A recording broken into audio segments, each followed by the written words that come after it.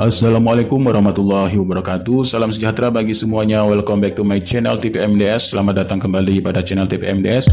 Hai sobat-sobat TPMDS semua. Ya, ini ada sobat TPMDS yang bertanya, yaitu di sini atas akun khusus game ya sobat TPMDS ini yang sudah subscribe ya. Nah, di sini katanya minta tolong Min bahas tentang prioritas 2 dan prioritas 3 tentang kualifikasi akademik, kompetensi, kinerja, background check, apa yang dipersiapkan berkas-berkasnya atau tidak. Terima kasih. Kemudian sama dari Syazani Naura, ini sobat TPMDS juga. Poin nomor B ini belum paham. Nah, poin nomor B adalah tentang ini ya, seleksi kompetensi bagi prioritas 2. Nah, seleksi prioritas 2 dan pelamar prioritas 3 ini dilakukan dengan menilai kesesuaian akademik. Nah, di sini kemudian kompetensi, kemudian kinerja serta pemeriksaan latar belakang atau background check. Nah, baik sobat TPMDS dimanapun berada, di sini mari kita ulas sedikit tentang observasi ya. Nah, observasi sendiri ini adalah metode pengumpulan data yang dilakukan secara sistematis dan sengaja melalui pengamatan, pencatatan terhadap gejala objek yang diteliti. Nah, itu observasi ya. Kemudian dalam artian sempit ini pengamatan secara langsung ya terhadap gejala yang diselidiki baik dalam situasi alamiah maupun situasi buatan. Lalu yang ketiga, pengertian secara luas. Ini adalah termasuk pengamatan yang dilakukan secara tidak langsung dengan menggunakan alat bantu yang sudah dipersiapkan sebelumnya maupun yang diadakan khusus untuk keperluan tersebut. Nah, dari pengertian observasi tersebut ini adalah sebagai bentuk observasi ya, kualifikasi akademik, kompetensi, kinerja, background check dan sebagainya, ini bentuk observasi. Nah, jadi untuk kita melihat bagaimana yang digunakan adalah dalam pengertian luas.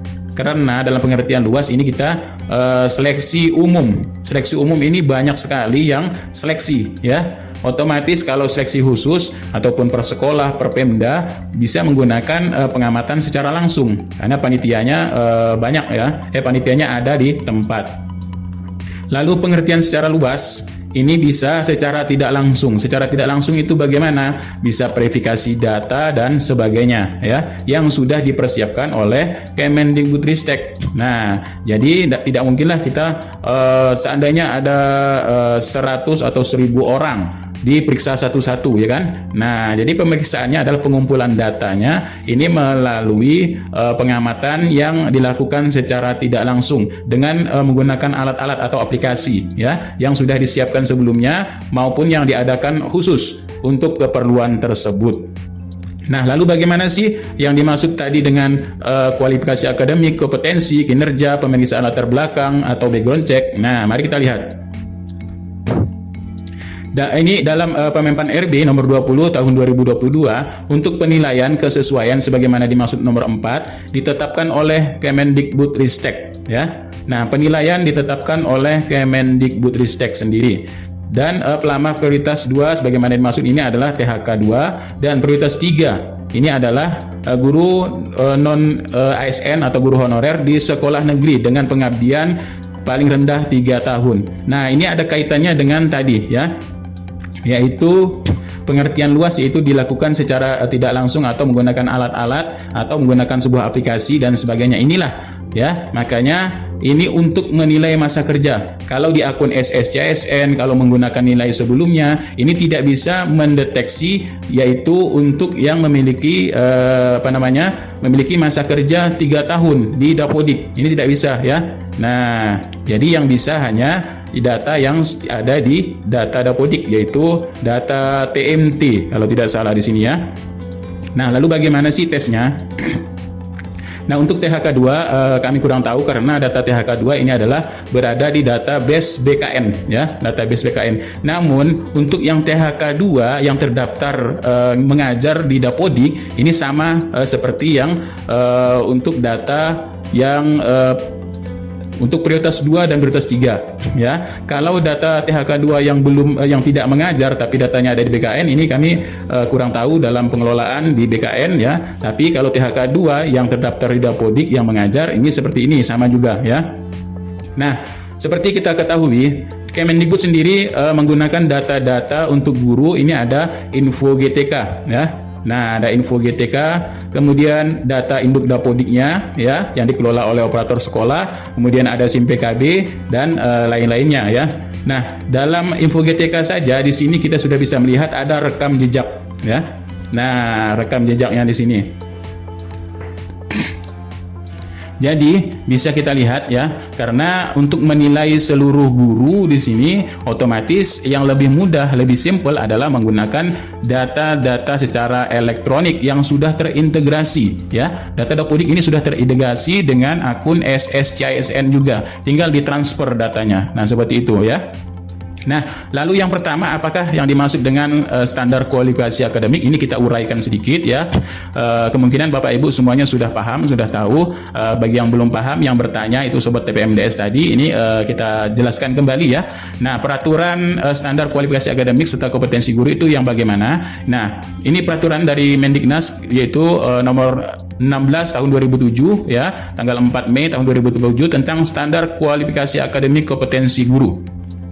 Apa saja cakupannya? Yaitu kualifikasi akademik guru ini mencakup yaitu S1 atau D4, bidang dalam PDDKN atau dalam mata pelajarannya. Nah, kemudian untuk kompetensi ini adalah jenis uji kelayakan serta kesetaraan yang memiliki keahlian tanpa ijazah, kemudian wewenang dari perguruan tinggi atau yang PPG. Lalu kita bahas kualifikasi akademik, tes kualifikasi akademiknya. Ini apa yang dilihat kemarin Bapak Ibu guru sudah memperpal ijazah ya. Nah, sudah memperpal ijazah di SIM PKB atau Dapodiknya ya. Ini yang akan diverifikasi. Nah, apa saja sih kualifikasi akademik yang diverifikasi? Kualifikasi akademiknya ini sesuai dengan kualifikasi akademik pendidikan formal, yaitu jika PAUD, TK atau RA atau minimal D4, D1. Kemudian ini untuk pendidikan usia dini ya. Nah, kemudian kualifikasi akademik untuk D4 atau S1, PGSD atau PGMI. Nah, ini untuk yang guru SD atau MI ya. Nah, jadi yang ketiga di sini adalah untuk kualifikasi SMP. Nah, sesuai ya SMP dengan bidang studi mata pelajaran yang diperoleh. Ini S1 ataupun D4 untuk ijazahnya. Kemudian kualifikasi akademik SMA, MA ya, D4 atau S1 program sesuai dengan mata pelajaran yang diperoleh saat kuliah ya.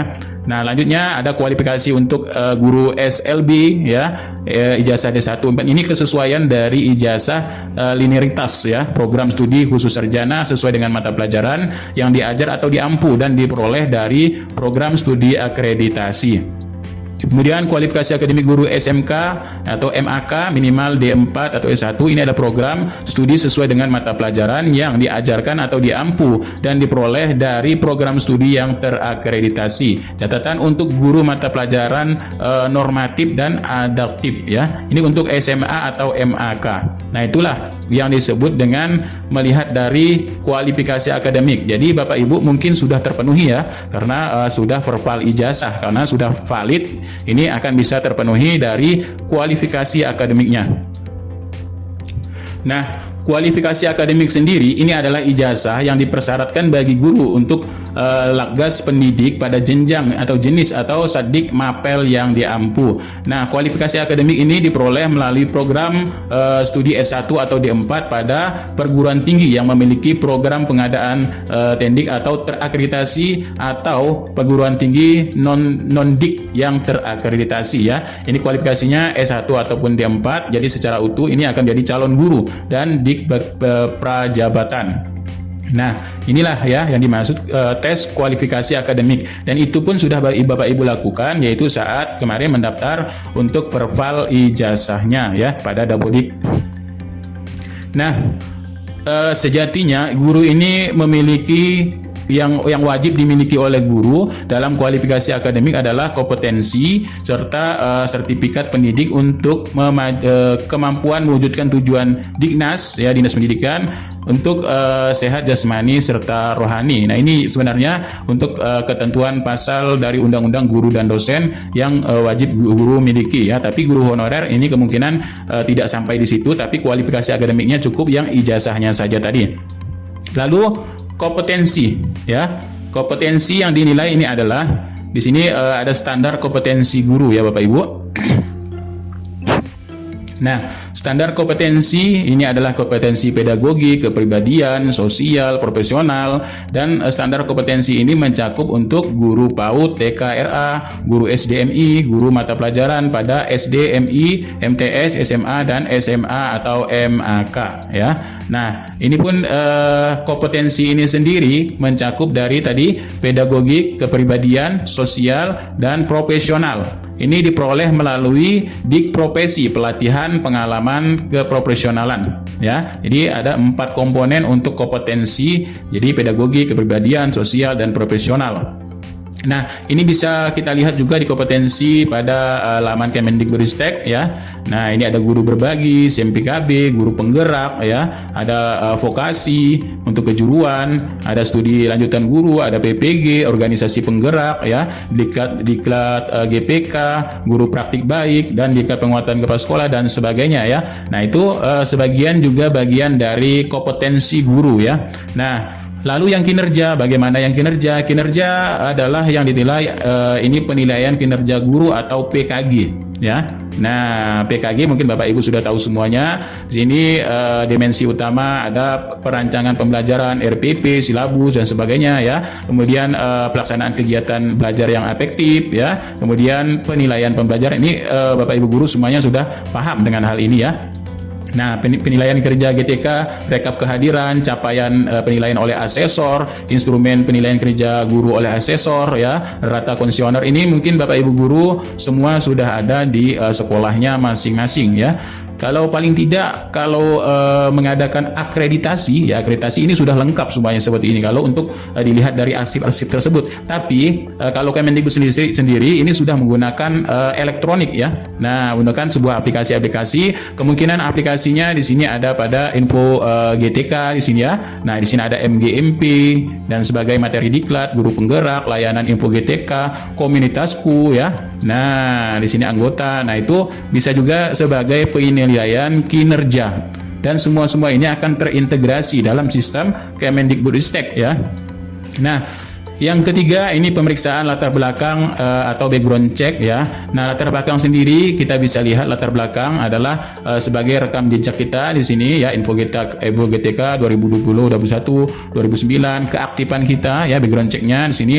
Kemudian NIK, kemudian ada data-data keluarga dan sebagainya. Itu juga akan diverifikasi dan divalidasi sebagai background check ya. Nah, kalau kita artikan bahasa Inggris, check ini adalah checklist ya. Nah, seandainya sudah checklist semuanya, warna hijau semua checklist ya. Nah, itulah yang kita sebut dengan background check pada data-data di Dapodik ya, atau info GTK untuk para guru-guru yang berada di dinas Kementerian Pendidikan, Kebudayaan, Riset dan Teknologi.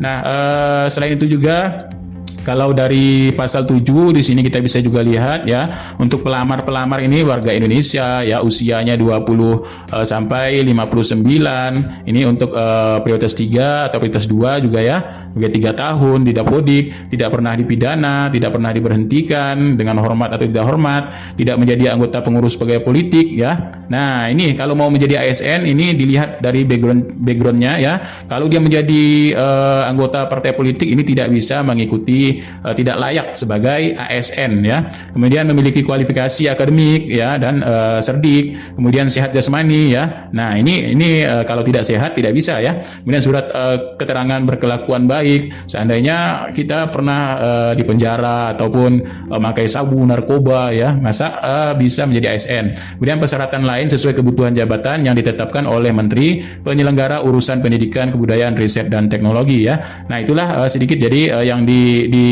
checklist ataupun yang dilihat di background checknya, latar belakangnya, jejak rekam jejaknya ya. semua lengkap di info GTK serta Dapodik ya. Nah, Dapodik karena operator yang mengendalikan dari awal data Bapak Ibu ya. Nah, itu. Nah, itulah untuk sobat TPMDS dimanapun berada ya, sedikit bagaimana gambaran untuk apa saja sih yang di di sini yang dicek ya. Nah, seperti yang Bapak Ibu tanyakan di sini, yang dicek tentang kualifikasi akademik ya, tentang kompetensi, kinerja serta latar belakang ya. Di kompetensi ini adalah ijazah, kemudian kualifikasi akademik ya, ini adalah ijazah, kompetensi adalah kompetensi guru ya, pedagogi, kepribadian, sosial, profesional ini, kemudian PKG, penilaian kinerja ya, PKG guru. Kemudian di sini kinerja ya, kinerjanya juga penilaian kinerja guru atau PKG ini sudah terintegrasi juga pada aplikasi dari Kemendikbudristek. Kemudian pemeriksaan latar belakang, background checknya, rekam jejaknya, kemudian data-data diri kita ya. Nah, sesuai dengan apa yang menjadi persyaratan menjadi ASN. Oke, sekian, terima kasih infonya di sini. Hanya itu bisa yang kami jawab. Mudah-mudahan bermanfaat. Bila taufiq wal hidayah. Assalamualaikum warahmatullahi wabarakatuh. Salam sejahtera bagi semuanya.